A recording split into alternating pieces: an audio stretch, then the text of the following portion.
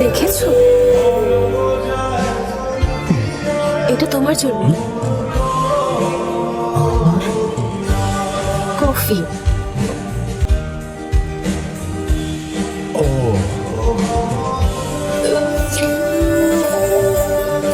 আমি তো ভেবেছি শাড়ি। ও, কেমন লাগছে? Hot coffee. মনে হচ্ছে বাসায় কেউ নেই। কেউ নেই? বাহ, রোজ যদি এভাবে পাওয়া যেত তাহলে ভালোই হতো। কফি আনো আনো। আসছি বাবা। আসুন আসুন। শপিং করতে গিয়ে হঠাৎ দেখা হয়ে গেল। আসুন আসুন। আসুন, ওনারা অবশ্য আমাদের বাসায় আসছিলেন।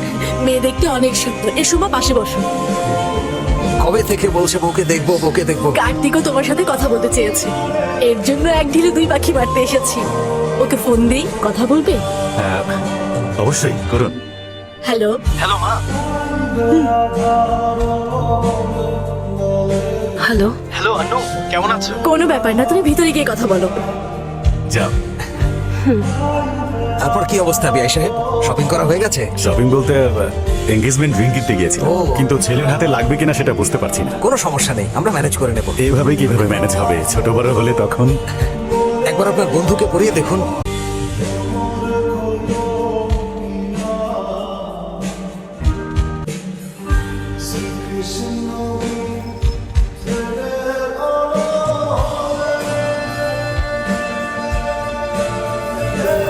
দেখেছো,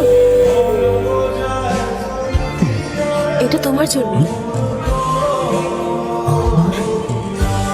কফি। ও